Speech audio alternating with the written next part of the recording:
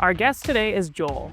After decades leading Fortune 500 tech companies, Joel found new purpose in advancing heart health through his company, Humann. His journey blends business success with a mission to change lives. All right, Joel, thanks so much for being here. It's great. I'm really looking forward to it. Awesome. Fortune 500, scaling companies to founder and entrepreneur. You've done everything. Tell me, what was the reason that you decided to take a new approach and become a founder after having had these experiences in Fortune 500 and scaling bigger? Well, you get right to it, don't you? That's a great question. No warm up. I love it. So I became an entrepreneur almost by accident, but at the same time, I had retired because I was trained to think that's what you do. I retired pretty early, and I absolutely unequivocally hated it. I hated it. You know, I learned from that I'm a purpose guy, purpose first guy. I needed a purpose, and I tried it all. I tried everything that former public CEOs do. I tried consulting. I tried investing. I tried coaching. It just didn't do it for me because it wasn't an all-in, I'm all about it, and it's got my name on the front of it, right? So we can talk later about how precisely I got into this if you want, but it's the most amazing thing that's ever happened, short of having children, the most amazing thing that's ever happened, because above everything else that I've ever been involved in, this is how you find out who you really are and what you got or you don't got. So much to dive into there that I'm excited to chat about. Okay. But first of all, you're explaining this feeling that is, I mean, I would liken to potentially an itch, right? You tried all these other things after retirement, sure, and you couldn't find that thing that filled that gap, if you will. Mm-hmm. What does that itch feel like? It gives you a sense of dissatisfaction. I mean, having been, and I've been fortunate. You know, I've been in some pretty high profile success stories. Super high velocity. And then to go from that, you know, to nothing, really, I think was a shock to the system. But again, you know, you're supposed to have this sense of accomplishment, this sense of, oh, retirement is great. Hey, it's not because I lack hobbies, because I'm passionate about my hobby. It's not the same. You know, it's not the same. So kind of right across here has always been, for whatever reason, you know, change the world. Man, if you can't change the world, you never measured up. And if you can't change the world, you shouldn't go down in anyone's history, right? So knowing I was not going to change the world how do you change the world in retirement? How do you do that, right? So when this opportunity came along to truly change the world, I mean, change the world and change the health profile of the world, man, I jumped on this like nothing that I've ever jumped on. And every single day is like, it's an inspirational day, because I know at the end of every single day, I changed somebody's life. Did you feel the same as you just described, change every day, feeling like you're changing lives and doing so? Did you feel the same in any previous endeavor? Well, it was all tech. Mm-hmm. And I would have to say there was an inferred, you're going to change the world for the better. But no, not to the degree that I'm in health now. And I think in some ways I look back on it, especially at Dell, because that wasn't the mission of the company. I had a sense that with my own team, and that the people that I was involved in and brought into the company and led, you know, I gave them a higher order mission, but it was change the world in the sense of let's be like the first company that ever achieved these business goals. It was not a humanity goal. And there's a big difference between a capitalistic commercial objective and a humanity objective. By the same token, I want you to understand, in full transparency, I'm a capitalist. But to actually have a humanity mission, every day that I wake up, I feel a responsibility. I feel bound to that responsibility. And that's much more motivating than anything that I've ever been involved in. Do you feel like that same value is shared among the people that you work with and alongside and inspire by the work that you're doing? And what I mean by that is, is it easier for people to jump on board and get behind Humann over any given tech company that's quote unquote changing the world? I would say, just in a cerebral sense, sure. I mean, logically, I think it's really easy to connect those two dots. Change the trajectory of human cardiovascular health. Cardiovascular health is the #1 health issue in the world, right? So I think yes. Is it 100%? No, it never is. You are who you hire, and we work, I interview every single person that we bring in the company. I work really, really hard to find people that are super highly confident, super highly driven, but also have a commitment and a comprehension about what healthy living is. But sure, there's always, people that slip through the cracks. But I will say this, it is interesting. Perhaps the most interesting dimension of this entire experience has been when you start the company, when it's your personal purpose. The difference between that and running someone else's company, your level of own personal buy-in and conviction is different. And I never would have believed that. Because I look back I joined Dell when it was less than 100 million in revenue. When I left, it was Fortune 500. That was a very short window of time, right?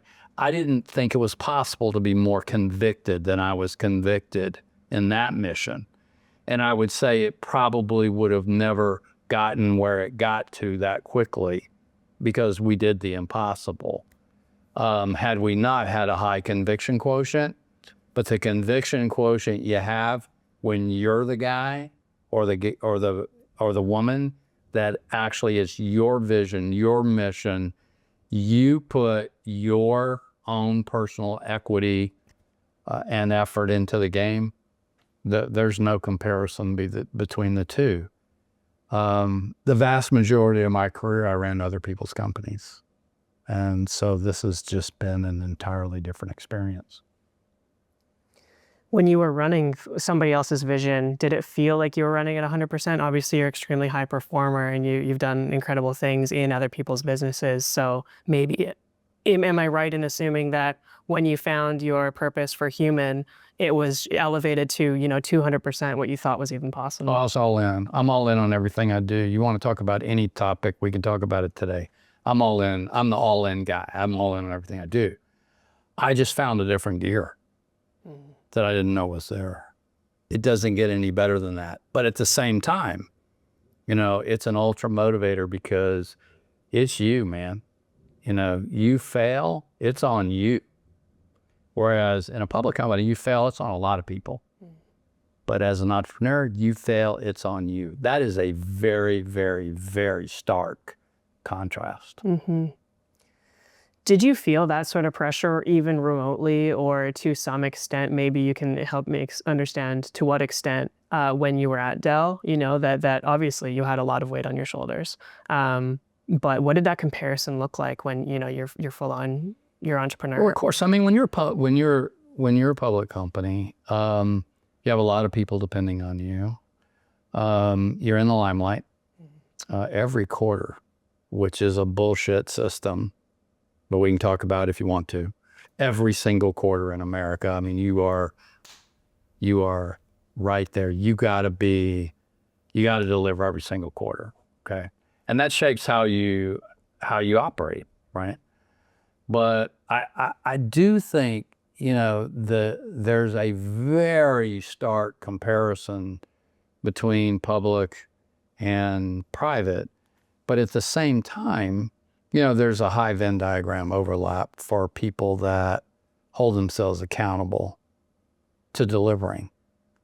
And I think, Michael Dell would probably say that, I delivered, and I delivered. Me and my team delivered. You delivered through your team. We delivered every quarter. We delivered what we had to. And we delivered what we had to, frankly, to topple people like Compaq and IBM and Toshiba and people that had billion-dollar positions in an industry. I think that's what made people lose. People forget that now, that Dell came out of the entrepreneurial box when there were already other people that had multi-billion-dollar businesses. That's very different than a Google or someone who's the market maker. And they were the first to market. They were the early mover with a certain technology. The challenges are radically different in those two scenarios. You mentioned quarterly as a bullshit system. Explain.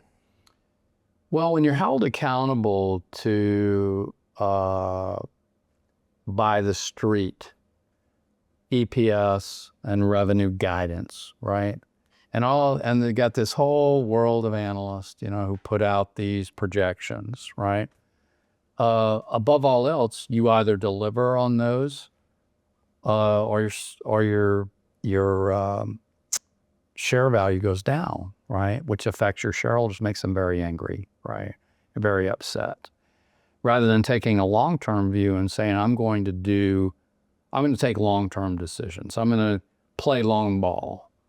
The Asian culture plays long ball like no other. In fact, the founder of Sony used to say, and I met him once and he actually even said it to me. He said, the Americans' idea of a strategic plan is where they're going to eat lunch today. Sony had a 100-year plan in writing. Now, you could say, well, all right, well, look where Sony is today. And okay, but, Sony was a high flyer for a lot of years. Sony did the right thing. Sony took a long-term perspective. And I don't think there's any question that you're better off taking a long-term perspective than one quarter at a time. In fact, I've seen a very pervasive trend in American capital markets where people are opting for private equity versus IPOs for that very reason. They want to take a long ball view. That's how business works. In fact, that's how everything works. It doesn't work. What else in your life, right, works on a quarterly system? It makes no sense. I couldn't agree more. It makes me wonder, if the one side is what am I having for lunch today and the other side is a 100-year plan, in all of your experience, what do you think is the ideal time frame for planning out? 5 years. I do think 100 years is a little silly. I do, with all due respect. All due respect. A little silly. 5 years. In fact, in our company, we use a two-quarter. We don't even use an annual planning system. We use a multi-year planning system, but more from an operating plan standpoint.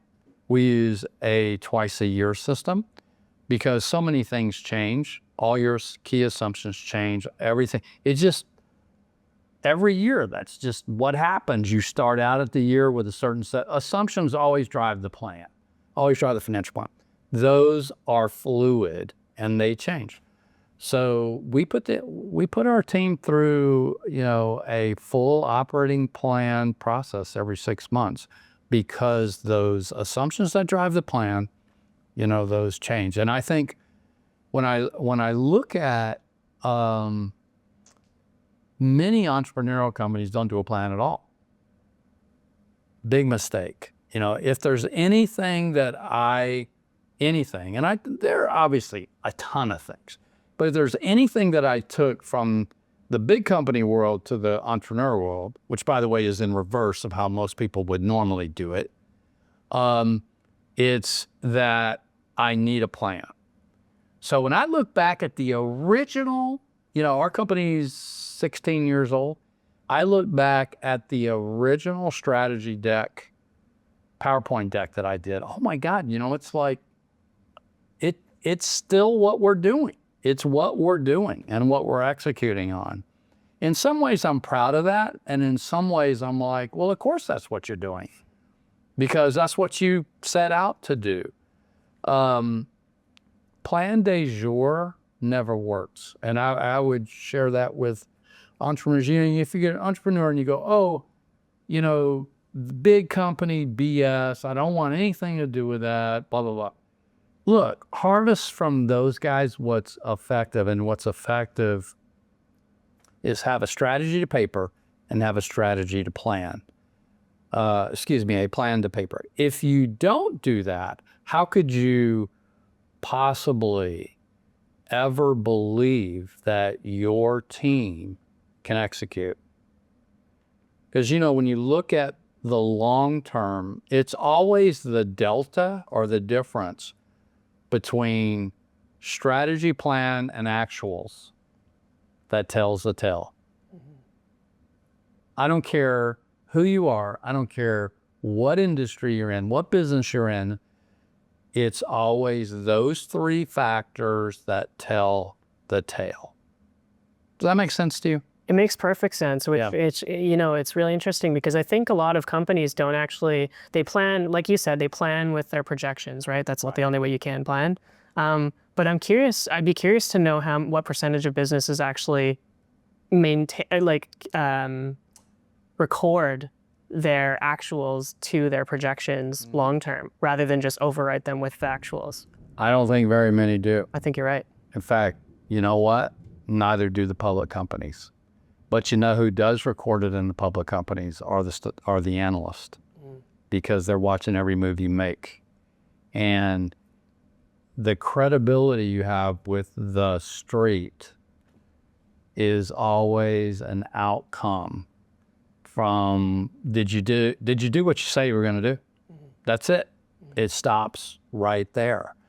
Now in private capital markets, interestingly enough, I've watched PE over the last several years become more and more like public markets in how they run their business and how I call it their think. I love that term, you know, their think, but that's their think. Their think used to be pretty radically different than public market think, but I would say those are coming closer together, not further apart. Does that make sense? It does, yeah. Yeah. Can you dive into what you mean by their think? Is it the thing or think? Think. Think, yeah. Is it my southern accent? No, I just wanted to make sure I had it right. Okay.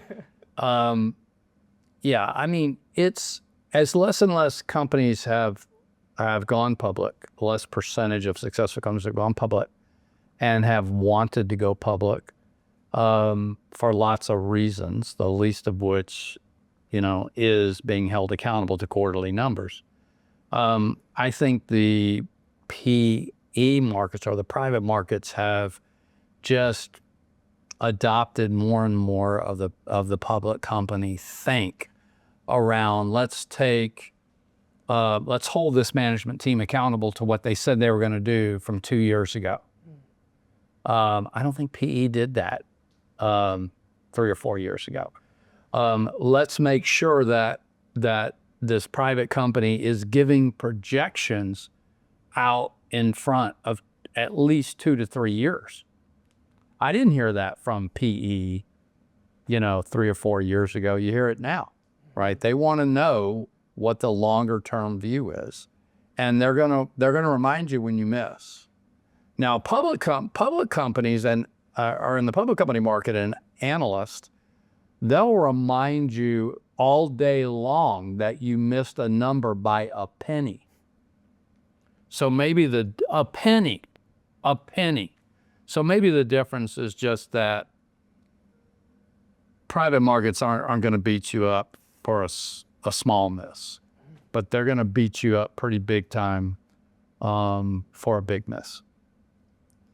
And what is your take on that? Which is a better approach? Obviously, accountability is extremely important in business, people, et cetera. Sure. What is the balance? It's a tough balance to strike. Man, I hold my people accountable, but at the same time, I'm realistic. You know, market conditions change, the economy changes, all the macros change, competitive profiles change. The bigger you get and the more successful you are, the higher the change velocity. So I'm a change guy. You know, I'm a reasonable operator. By the same token, I pick the things that I'm going to hold people accountable to. Those things tend to be more long view looking than they are right in their face. Okay, you missed your plan by 7%. The reasons you gave, those make total sense, but what are we going to do to get back on the trajectory that we had agreed upon? 16 years you've been in business at Humann. Mm-hmm. And you've been recognized for being high performance every year over year. Did you plan that? How did you plan for that, and how was that set apart in your 5-year plan? Well, I don't know how you plan for it. I mean, certainly the assumptions were there that we would continue to grow and be successful. But I think I believe I know are the 3 levels of conviction. So I'll say I believe, right? If you have a success mindset and you hire the right people who have a success mindset and will accept nothing less than that, then you will develop a core competence of what I think is the most important core competency there is. And I think that is the ability to adapt. I believe if you said, you haven't asked me that, but if you asked me what's the number one core competency in a company, I would say the capacity and ability to adapt. That's why I think we posted 10 consecutive Inc. 5000s, 10, right? When the challenges changed, you know, every single year. And our people have an amazing capacity to adapt, but that's in the culture. It's one of our core values. It's baked in the cake, man. I mean, it's baked in the cake. If you can't adapt, then you shouldn't be here.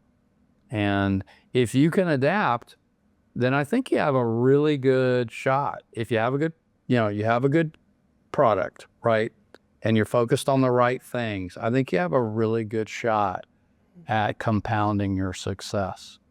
I would love to hear an example of a time where adaptation was important to you, and the way that you went about that adaptation was, you know, crucial to your success. For context, I think, you know, every business, we went through a massive adaptation. I don't care what sector you're in, 5 years ago with COVID. Yeah. And, you know, no business. That probably is the best example, right? I mean, that's a great call out by you. But if you'd like another, you know, we launched into the market in 2010 with a nutraceutical. It wasn't all natural, right? Because at the time that wasn't the think around the supplement space. But in 2012, you know, really began to recognize an emerging trend that consumers, they wanted plant-based solutions. Now, keep in mind, our primary solution was cardiovascular and blood pressure. Pretty serious application, right? It wasn't skin beauty, right? Nothing against skin beauty, but it was far more serious than that. But even as serious as that was, it was just very clear that the general populace was embracing plant-based approaches. So, you know, we put our science team in the room, said, okay, we got to come up with a way that's all natural to do this. And that's what we did.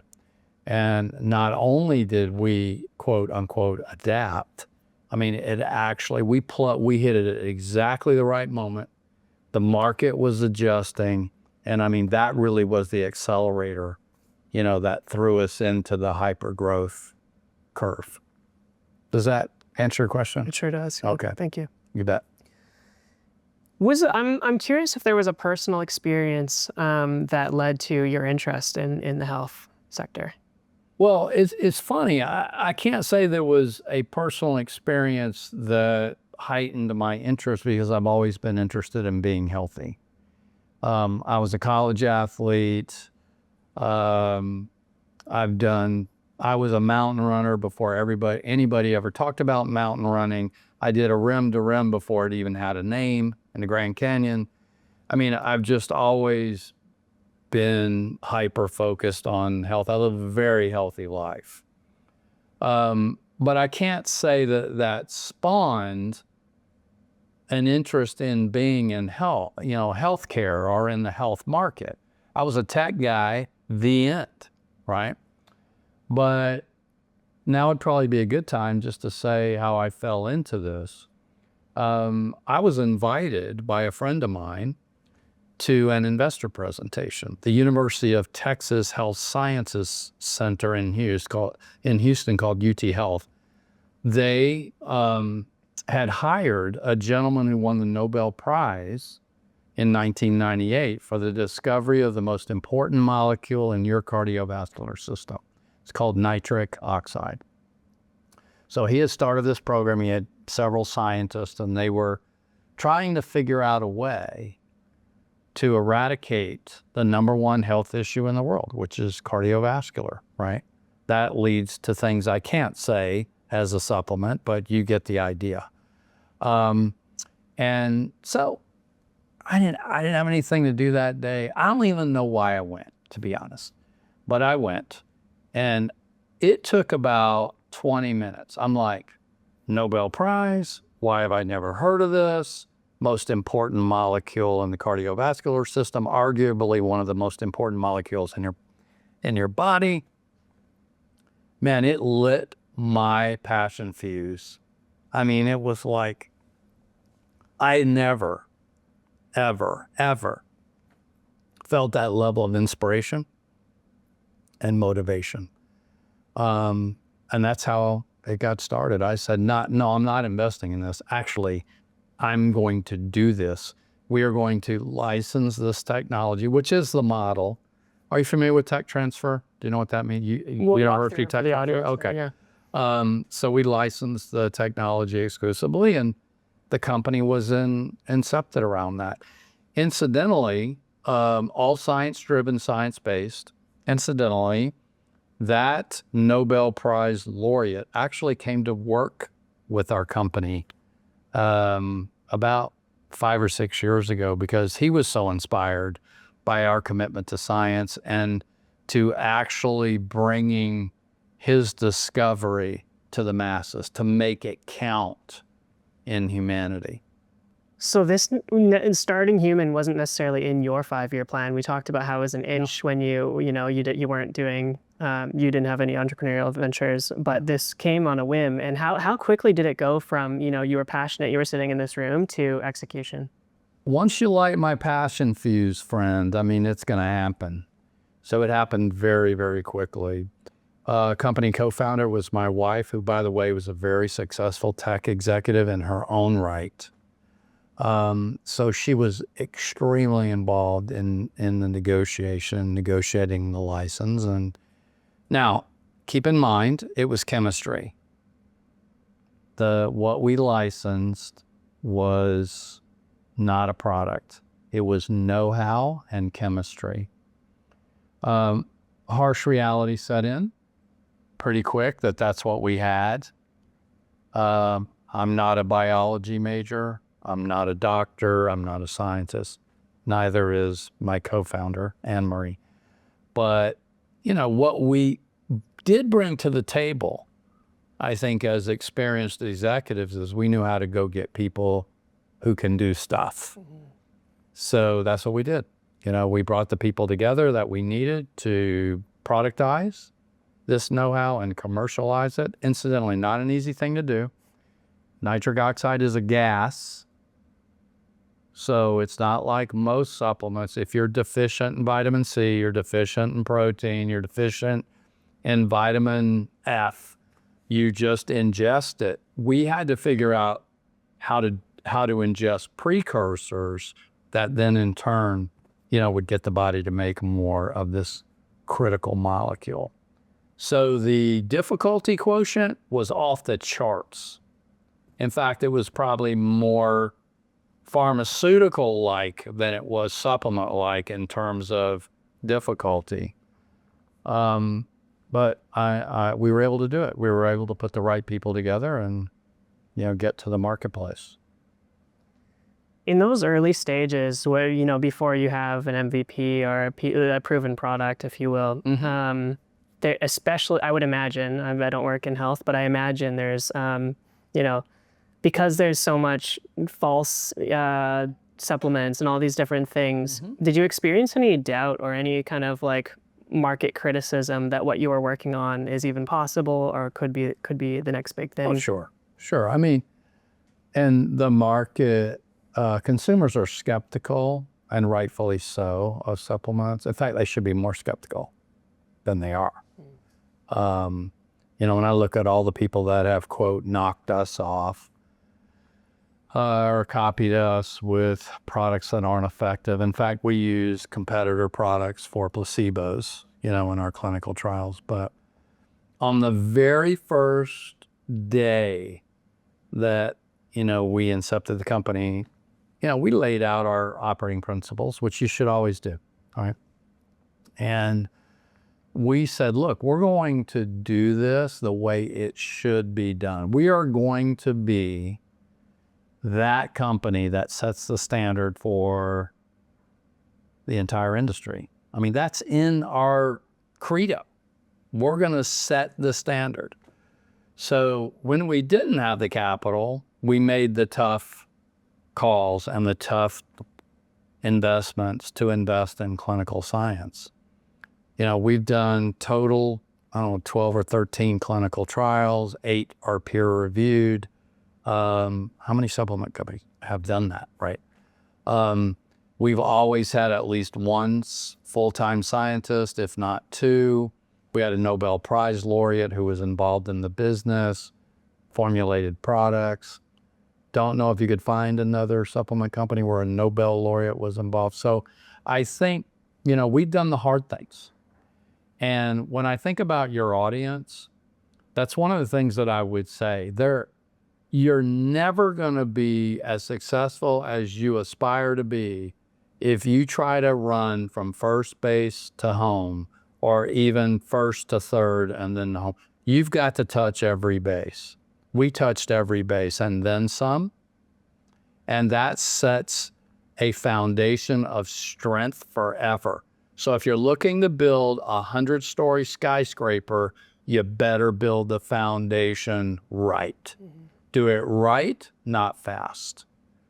And sure, would we have liked to have been a $100 million company faster than we were? Of course we would, but it's so weird. Actually, now that you've asked this, it's like this crazy thing where you have to be perpetually impatient, but you have to also be patient, patient enough to do the right things. And be impatient when it calls for impatience, but be patient when it calls to be patient. Maybe that's a profound statement. I don't think I've ever heard that one before. Probably people wouldn't even know what that means. It certainly is. Certainly is. No, that's incredible. It makes me wonder, like this idea of hitting every base. You can't go from first to home, right? You'd be skipping steps. Yes. How do you plan to not skip steps? Is that a consideration? I think it's a mindset. It's a mindset, and entrepreneurs figure it out. I really believe in my heart that entrepreneurs know when they're cutting corners. having been one now. Maybe I couldn't have said that before, right? But they know when they're cutting the corners and they're not touching all the bases. But touching all the bases is what it takes. And, you know, you'll regret it. You get down the road and I guarantee it, you are going to regret it. And sometimes touching all the bases takes more investment, it takes more sacrifice, and it certainly takes time. And every entrepreneur I've ever met was in a hurry. So it takes discipline, you know, to not fall prey to doing it quick, not good. Have you, since your entrepreneurial journey began, have you been tempted to skip any bases or cut any corners? No. Now, to be fair, I had all the experience, right? Too many years of experience, and learned some tough lessons. I learned some tough lessons at Dell. I learned some tough lessons at the other successful tech companies I ran. So I did bring that. It didn't in any way make it easier, but at least I had the experience to know that quick usually means dead. And dead is no fun. It is no fun. And when you decide to do quick, to take the quick route, I just want your listeners to know that you better walk around it 5 times before you do it, because 9 times out of 10, it's going to mean you're dead. Because see, the biggest problem that I think entrepreneurs have, are you interested in that? Yeah, please. Yes. Is they have an amazing capacity. In fact, they have many capacities, amazing capacities, to spot an opportunity. Oh, they see white space. That's what got the thing moving, right? They had an amazing capacity to productize it. They had an amazing capacity to commercialize it. But I have this favorite saying, what got you here never gets you there. And what invariably happens is the things that made them successful in the initial phase are the enemy of success when they get some critical mass, right?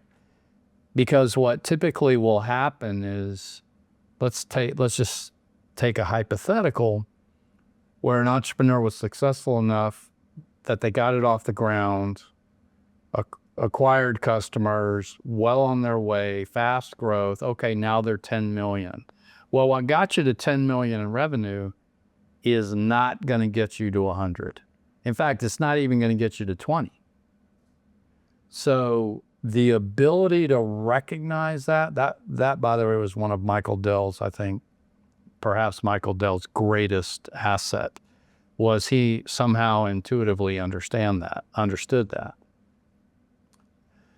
Is what gets you here is not going to get you there. And being completely, and I mean completely, opposed to the notion that, oh, it got us from here, it got us to here, let's double down. You don't ever double down. You don't ever double down. Because whenever you think you're doubling down, what you're really doing is just guaranteeing the fact that someone else is going to pass you by. And that always is the challenge, right? So as an early mover, or as the first mover, the original market maker, when you're successful enough that it matters, there's going to be 50 guys that are watching that, who, by the way, weren't good enough to come up with the idea in the beginning, but they're 10 times better than you are at saying, oh, I'm a copy guy. I know how to institutionalize copycatting. I'm a good marketer. I'm good at building a widget that costs less. And oh, that early guy usually sets a high price umbrella. I'm going to attack this dude on whatever. Most often it is price. And they're going to bring it. And that's that is the ultimate challenge for an early mover entrepreneur who had the original idea. Kind of stinks. I'm gonna be honest with you. It's an injustice, but it's the capital system that we operate in. Yeah, it kind of brings me back to adaptation, right? If Yes. you could be the first mover and then somebody else comes along and does it, slightly better, slightly cheaper, whatever the case, then it comes down to the early mover, the first person to adapt and make it work again. Yeah, there's that evangelical phase where you're evangelizing, especially in tech, right? And then, man, out of nowhere, comes the guy who's really expert, a better marketer than you are, or he's better at engineering something that costs less than yours, or just flat out willing to accept half the margins. So you understood this idea at Dell that what gets you to, 1 will get you to 2, and so on. I'm curious if it was as simple as it is for us to talk about that, to practice it once you became an entrepreneur and were experiencing those steps. It was, but it's only because it was so hard. I want you to imagine going from 100 million to Fortune 500 in 5 years. Okay, that would normally, first, there's 27 million businesses in the United States at any given time, right? And if you think about it on a percentage basis, it's got lots of point zeros in it, right? Of how many would, if I don't know that any company's ever done that, right? But let's just assume that you are a company that was able to do that. How many years would it take? 40? 30? Right. Okay, 20? 60? That all happened in 5 years, right? So the greatest thing about that for me was I got to live in a time machine. That's a time machine. So every mistake I made was amplified. Everything that I did right was super amplified. Everything we did right was super amplified. But if you're a learner, and I'm a lifelong learner, if you're a learner, man, you got an amazing repertoire of things that you know. So you would almost have to say, I know you asked the question innocently, but you should say, gosh, Joel, you're a dumbass if you didn't apply those to your own business, right? So I think if there's anything that we have done at Humann, it's apply those really tough learnings. Perfect segue. I'm curious about, you had all this experience, this wealth of experience from all of your previous endeavors, and you go on to start your own business, and I'm sure there's a million things that you planned for, and you had all this experience that led you to the effective planning that you did. What was the biggest thing that you couldn't expect? You didn't expect, it was an unknown to you. Maybe it happened early on, or maybe a couple of years in. I don't know if there's any one single thing, but I would just say that the wild card is always people.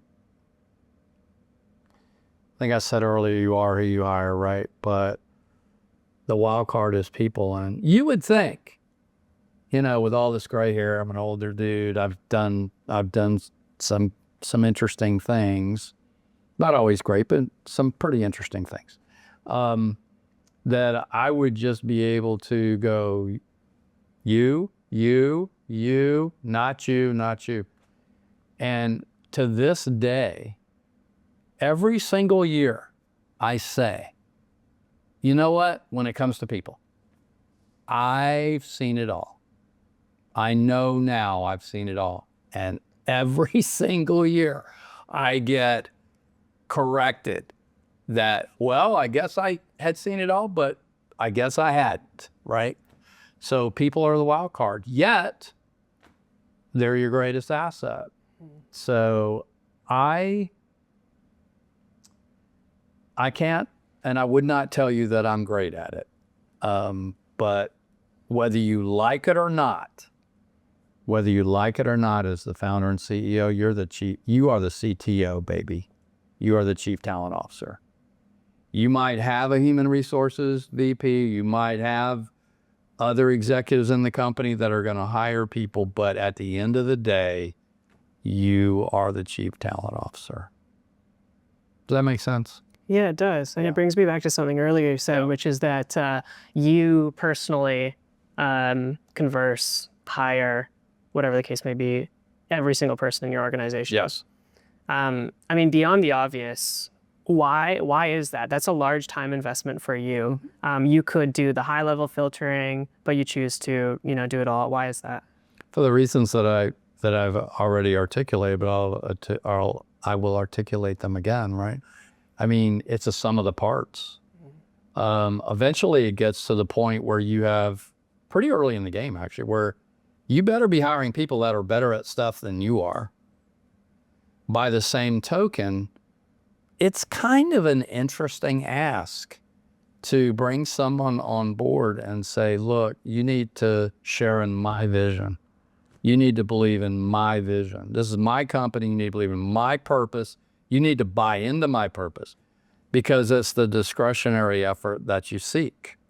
Humans have the ability to give what they want to give. They dial that in. So I think even given a certain level of competence, there's this discretionary part that matters greatly. And then, of course, there's the team and all those aspects. So I just think it's important that as the chief talent officer that you have a first person say in that. I also think it will establish a ability for the candidate to better evaluate the company and whether it's going to be a fit for them, because I'm a big fit guy, right? Listen, I've had interviews, final interviews, when I'm with these people where they just, and I admire them for it, where they stopped halfway through and just said, this is not for me, with respect. And I'm glad they came to that conclusion, right? On the other hand, I think others that have said, wow, I sense the conviction you have, or I see the commitment you have, I'm all about it. So I just think in some ways, if it's up to 100 employees, beyond 100, it's probably starts to get a little unreasonable. But up to 100, if you're not interviewing every single person, I think it's a mistake. That's just my personal opinion, but I think that's a mistake, both for them and you. The self-identification, whether be it, during the interview process or early on or whenever somebody checks out is integral to, I think, one bad apple. We've all had experiences with that. Yeah, I mean, think of the setbacks, right? And think of the investment. Think of the investment in time, effort, not just salary and benefits, but just in time and effort. A silver lining to today's conversation has been effective planning. And I think it's really interesting because you've been discussing these wild cards as people. And the fact that, year over year, you haven't, or you've learned something new every year, which is incredible. How do you, but, with that knowledge as well, you can also plan that there will be wild cards. That's very good, very well thought through. That's true. Is that something that you plan for? And we don't have, this could be beyond people, right? But how do you plan for the unknown, I guess, is my question. Well, it depends on what level you're speaking to, right? So if you're speaking about people, then you make sure that, and absolutely sure, that you always have succession plans if you have a certain amount of mass. Now, if you have 5 people in your company, you're not going to have a succession plan. That's total ridiculousness. But at least have written, documented SOPs. I think there's a very high preponderance of companies that are sub 20 employees. You are dependent upon one person for one thing, for many things. And if they leave, that's unrecoverable. Their resident knowledge. So I think being formal enough and disciplined enough that, you have things documented, that documentation is right. And I don't just mean programmers and coders. I'm talking about every single position. I think that helps. Now, if you pivot to, you want to talk about financial risk, 99.9% of the plans I've ever seen out of early stage companies were sunshine plans, meaning every single solitary assumption was positive. That's just not realistic. So I think, assuming, to your point, and you made it, not me, that you have to assume everything's not going to go right, is that you have a financial contingency baked into the plan. Now, you can have opportunity. I call the whole thing a layer cake, the financial. I build financials out of layer cakes. I call it a layer cake, layer by layer by layer. I start with what is 75 to 80% probability on revenue, right? And I assume the same thing in operating expenses and COGS. And then I build on top. That's my base plan. And that's what I use. It's only 80% probability. Then on top of that, I build what we call OPI layers or opportunity layers.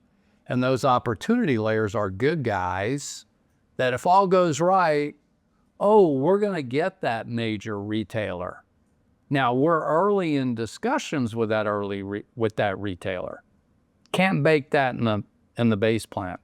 But I can sure put it in the OPI plan, and it's $3 million of annualized revenue. Boom, there's my first OPI layer. Second OPI layer, new product. Well, are the consumers going to buy it? Do they love it? How do they feel about it? I can't put that in the base plan. I put it in an OPI layer, put it in an OPI plan. So I've essentially got a view of the business that's very conservative. All of my spending is based, and budget is based off that 80% certainty layer.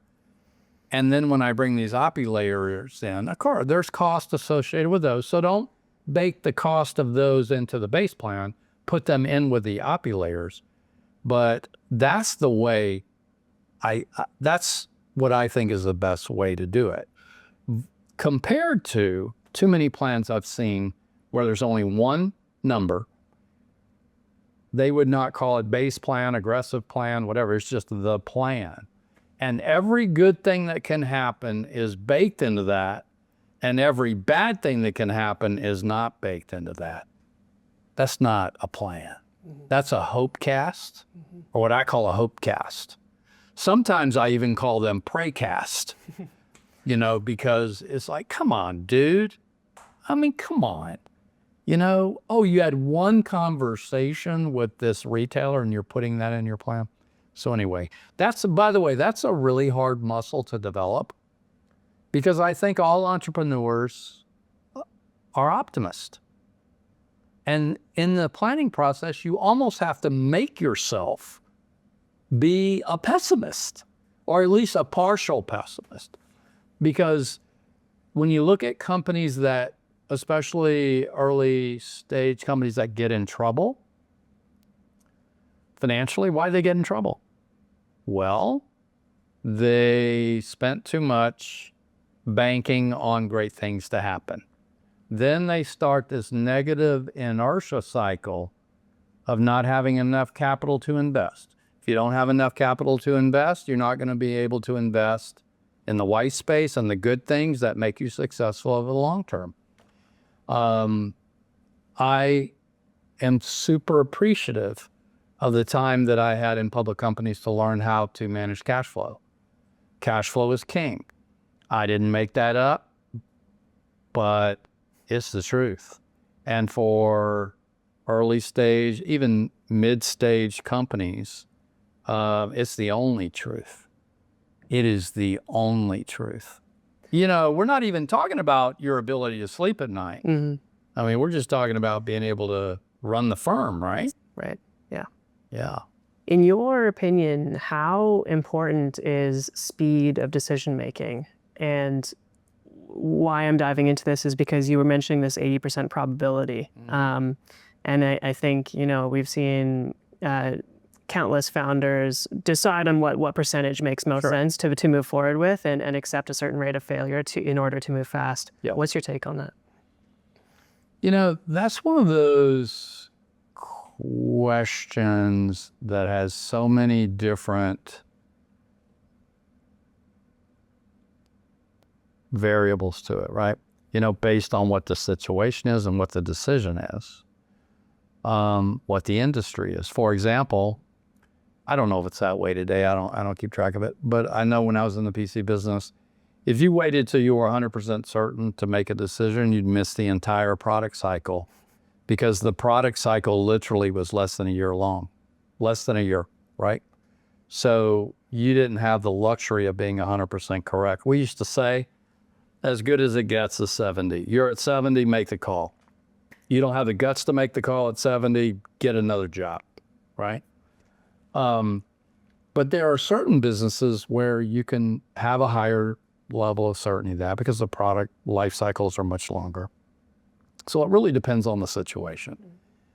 But I would say also maturity has also taught me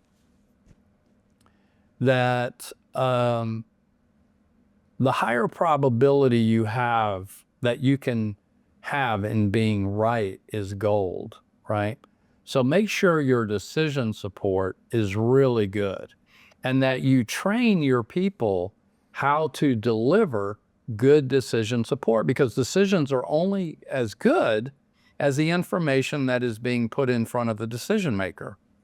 If you have a staff that is not very competent at providing good decision support, you will make bad decisions. Now, how does your staff learn to provide good decision support? Well, one of the categories of companies that are the best at providing good decision support are consulting companies of the ilk of Bain, McKinsey. I mean, they have a playbook of how to provide good decision support. So in the last 25 years of my career, I've always had a former Bain, McKinsey, or something on my staff, because for two reasons. One, because I want their eyes on it, because they can shoot holes in bad staff work. And number two is they can train your staff how to provide good decision support. I've always found it interesting that people, the general public, didn't understand really how many CEOs get fired and why they get fired. Because you got to believe, right, that they're vetted, they have great pedigrees, great experience. You know what gets CEOs fired? Lousy decision support. That's what gets them fired, because they're rendering decisions on the information in front of them. They're not stupid. They're not inexperienced. But if you have the wrong decision support in front of you, invariably you're going to make a bad decision. So I hope that helps your listeners. Now, on a smaller scale, I get it, right? Maybe you can't have a quote unquote dedicated consultant, but you can certainly partial one, right? Fractional one. You can find one. Maybe, you know, I've been able to find them who do other functional jobs. In fact, the one in Humann that we had for 10 years, he ran the supply chain. He had to learn how to do it, but he ran the supply chain for me in addition to being head of strategy. And he was a in-house consultant. I only had 10 employees. So it's hugely beneficial to anyone. You know, by definition, an entrepreneur and CEO has a lot of skills, jack of all trades, but there are more things you don't know than you do know. So having a more formal approach earlier in the game is going to help you make high quality decisions. And I think if you talk about the long term, you talk about playing long ball, if you make really bad decisions when you're 5 million in revenue, you aren't ever going to see 50. It's kind of simple in that way. And it's kind of punitive. It's kind of punitive in that way. And especially if you're making a decision at 5 million you never made before, never have ever, how would you possibly know how to put the variables together in the proper decision support? I know it's kind of might be a boring topic, but to me, it might sound more, but to me, it's like, in many ways, once you get out of the gate, right? Once you kind of get the thing going, it's everything. It's everything. And I imagine it scales with this, like, similar to the idea that you make different decisions at different scales of the business to get to the next step. That person may also change, but maybe to make this a little bit more accessible to those who are starting out. Sure. Is there, because you've worked with these former McKinseys, et cetera, and probably seen a lot of them, Yes. what's a trait? What's a trait of these people that you value? Okay, before we go to that, so in case I forget the question, but I just thought of something. I would never engage one of those guys before I started the company. I want to be clear about that. Okay. Before you start, those guys are going to slow you down. They're going to bog you down. They're not going to help you. They're not entrepreneurs, right? Maybe there are some, but generally speaking, what is your beacon of light pre-startup is the customer. So instead of talking to a consultant, talk to a bunch of customers. Spend your pennies and dimes on research and focus groups and, get in there, right? So I wanted to clarify that. What I suggested is once you got off the ground, the rocket is airborne. It's in the air. It's on its way to the moon. That's when I suggest you do that. Okay, I knew I'd forget the question. So what is it again? Thank you for that clarification. Yeah. Is there a trait among all of these individuals that you've hired or worked with, specifically the successful ones that have helped you, give you accurate decision support that might be something to look out for? Yeah, they're smarter than I am. And they're super disciplined around the playbook. So yeah, I want to know, do they have the playbook? If you hire them out of those companies, I guarantee you they have a playbook. But generally speaking, do they have the playbook? And are they also able to reason? Can they reason? Can they apply? Because typically those guys would have worked with larger firms, right? So can they dumb it down, if you will, to a smaller level? But I think you'll find, in fact, let me share this with you. I think you'll find this fascinating. One of the things I kind of learned that's kind of cool is they're just zeros, man. They're just zeros. Because when you get right down to it, yeah, the decision might be a little more complex. Yeah. But it's just zeros. Fundamentally, the fundamentals are the same, whether you're in a Fortune 500 company or, you're in a $1 million a year revenue startup. It's just zeros. Does that mean, correct me if I'm way off here, but does that mean that the ability to go from 1 to 0 or add zeros or whatever that may look like in your equation, the ability to execute? I would say the bigger you get, the harder it gets to execute.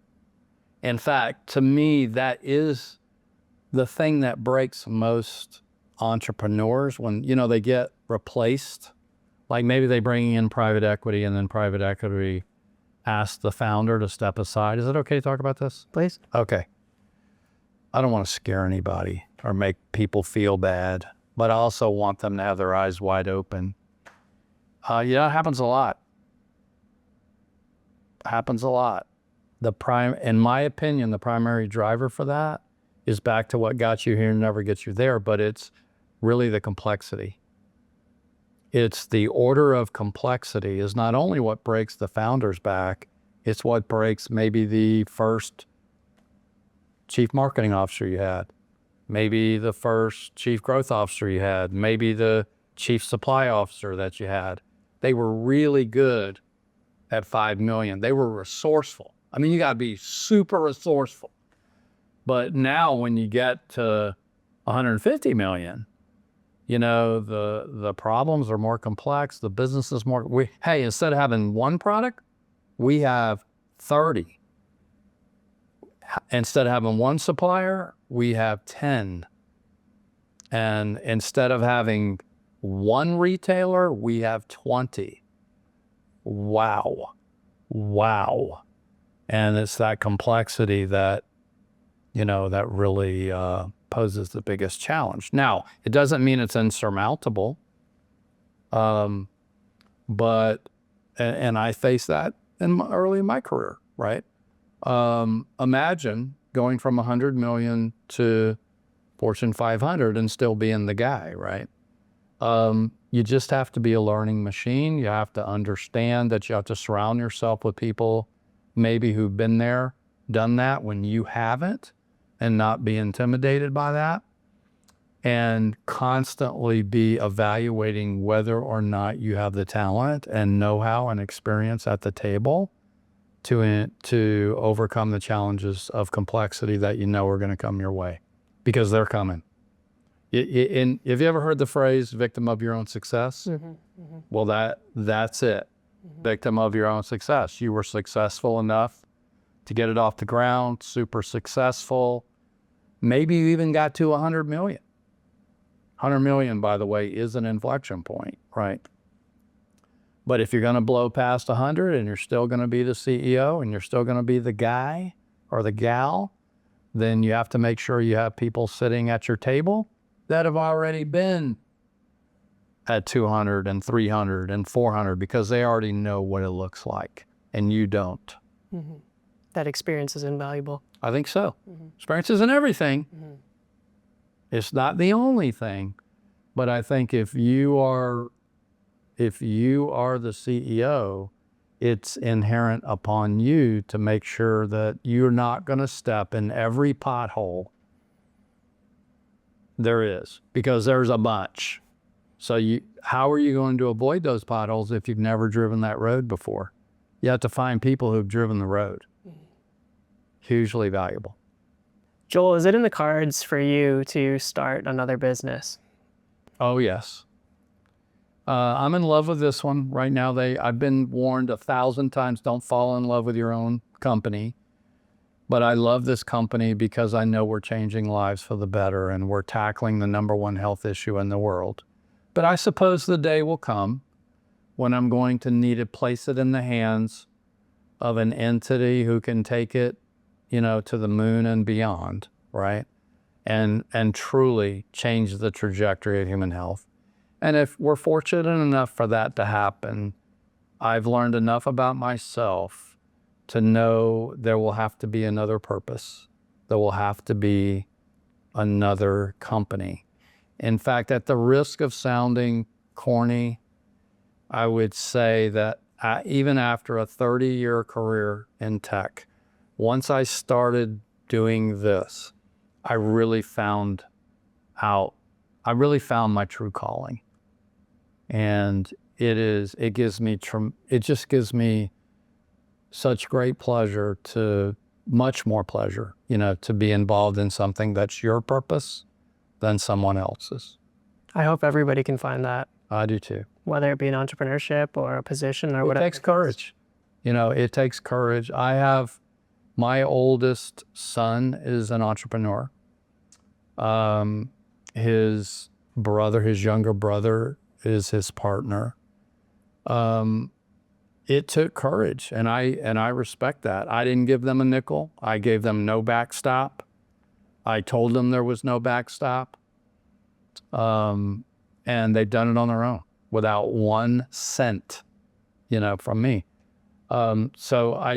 It does take a special kind of person with the courage, because it's you. It comes down to you and you alone, right?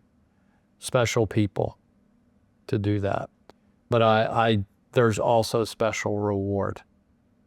And the reward is really difficult to explain to someone who's never lived it and never done it.